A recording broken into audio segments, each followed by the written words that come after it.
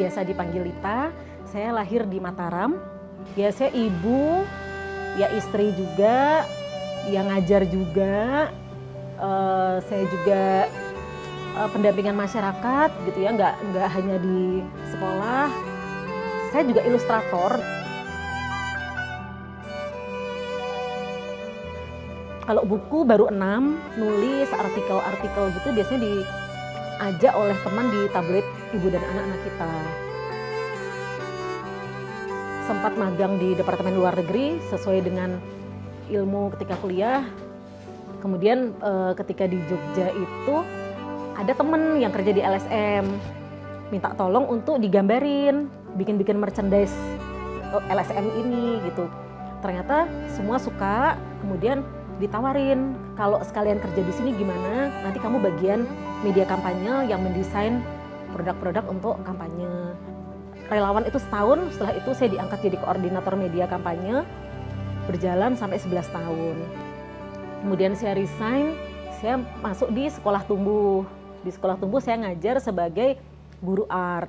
Kebetulan waktu itu konsepnya adalah 3R konsep, jadi kami meng-create sendiri, mengatur sendiri kurikulum apa nih yang mau diajarkan yang berbasis sampah. Ketika saya 11 tahun di LSM, kemudian hampir 8 tahun di Sekolah Tumbuh yang juga menangani anak-anak, kemudian di Gajah Wong hampir 12 tahun gitu. Ya ternyata minat, kesukaan, passion itu ada di anak-anak. Kemudian apakah ilmu ketika kuliah itu bisa diterapkan gitu? Sangat bisa, karena ilmu diplomasi yang sesungguhnya itu adalah ketika kita berbicara dengan anak-anak.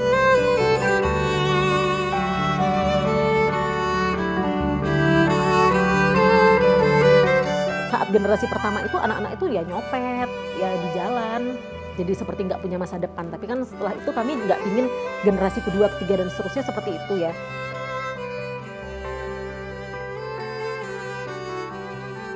Ada perkumpulan namanya Ta'abah. Ta'abah itu tim advokasi arus bawah.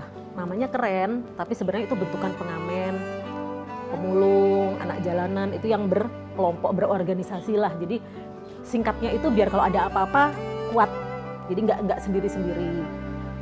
Kemudian ketika kami kesini itu mereka mengeluh gitu loh, kayak curhat. Mas, kami tuh kok gini terus ya hidupnya, kami tuh udah di jalan, kami udah melakukan banyak hal, hampir 24 jam hidupnya di jalan, tapi kok miskin terus ya, kok hidupnya kayak gini-gini terus. Akhirnya kita sampaikan bahwa yang bisa merubah nasib seseorang tuh hanya pendidikan, nggak ada yang lain. Seperti benang kusut yang sangat kusut, kita nggak bisa ambil gunting langsung gunting, harus diurai satu-satu. Kenapa nih mereka nggak bisa sekolah? Oh ternyata karena orang tuanya tidak menikah, jadi berkumpul kemudian punya anak. Akhirnya kita berarti yang langkah pertama dilakukan adalah nikah massal dulu.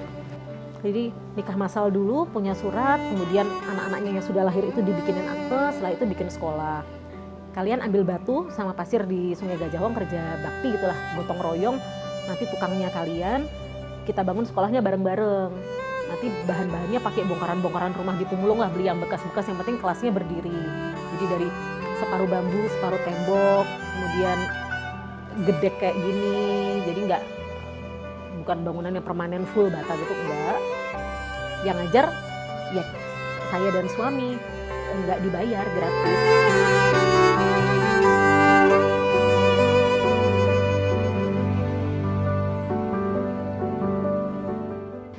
Kemudian berdirilah Sekolah Gajah Wong ini kurang lebih 12 tahun. Yang tadinya sekelas, kemudian sekarang jadi 5 kelas.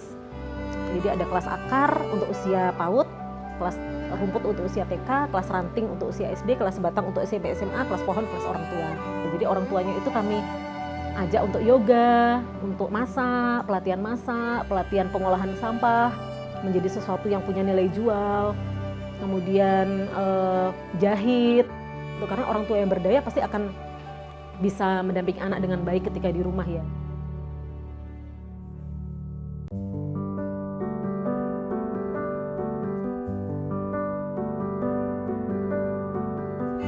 Ketika kami melakukan sesuatu yang itu baik, tapi kita melakukan sendiri, itu banyak dukungan. Tapi ketika kita ngajak, ayo dong, kita dibantu, ayo dong, sama-sama, ayo dong, gotong royong, ayo dong, sama-sama, anaknya fasilitasi di rumah, oh itu nggak gampang. Sampai hari ini pun PR-nya masih banyak. Ada orang tua yang mau gitu ya, bisa diajak kerjasama mudah gitu. Ada yang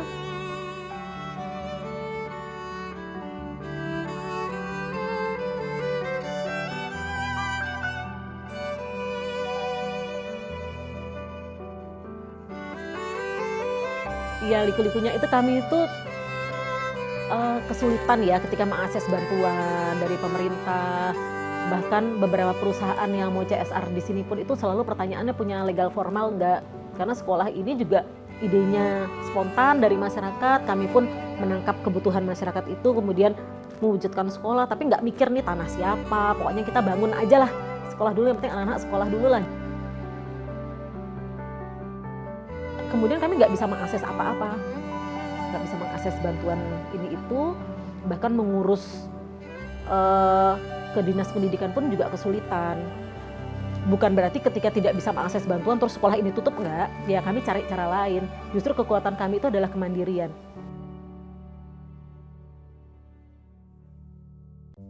Kalau sekolah sendiri punya beberapa unit usaha seperti ternak, farm ya, kemudian ada bank sampah. Kami punya program namanya donasi sampah untuk anak, karena kami pernah coba minta bantuan dalam bentuk orang tua asuh. Misalnya, ayo jadi orang tua asuh untuk anak Gajah Wong, tiap bulan Rp5.000. Ternyata nggak gampang. Tapi kalau kita minta sampah, gampang. Padahal kalau di Loak sampah itu mungkin lebih dari 5.000, tapi ternyata lebih mudah minta sampah daripada minta uang cash 5.000 transfer gitu ya. Kemudian kami juga ngumpulin barang-barang bekas dari masyarakat, baju, sepatu, tas, peralatan rumah tangga, apapun itu yang kira-kira di rumah orang lain mungkin sudah menjadi sampah, tapi buat kami itu bisa jadi rupiah dan bisa untuk operasional sekolah.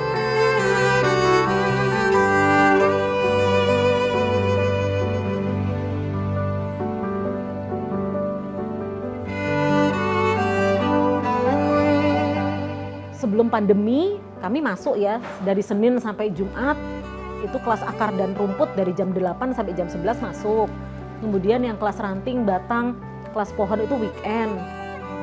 Otomatis setelah pandemi ini semuanya tidak berjalan. Awal-awal 3 bulan pertama saat mencekam-mencekamnya itu kan kami tutup sama sekali, nggak ada kegiatan. Dan ternyata anak-anak itu kembali ke jalan. Nah, akhirnya kita bikin paket-paket kegiatan, kita bagikan. Awalnya seperti itu.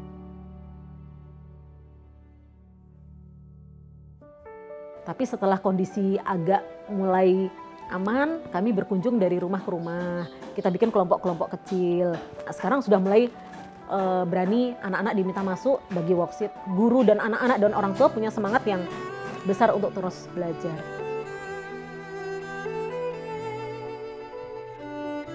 Apa yang kami lakukan selama pandemi ini diliput khusus oleh majalah Tempo saat Hari Pendidikan. Bahwa pendekatan yang kami lakukan selama pandemi ini dianggap sebagai pendekatan paling ideal dilakukan ketika guru hadir ke rumah, visit, itu ternyata sangat dibutuhkan oleh orang tua dan anak.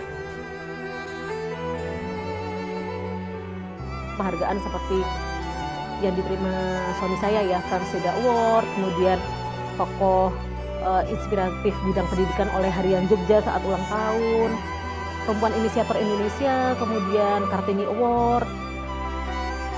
Jadi setelah 12 tahun itu, kemudian tahun 2020 Desember menang penghargaan Perempuan Inisiator itu, kemudian pemerintah kota tahu kami, kemudian beliau kesini dan rombongan dipasang internet, kemudian secara administratif sudah diakui, kami bisa bikin KTP dengan alamat sini, bahkan dibentuk RT.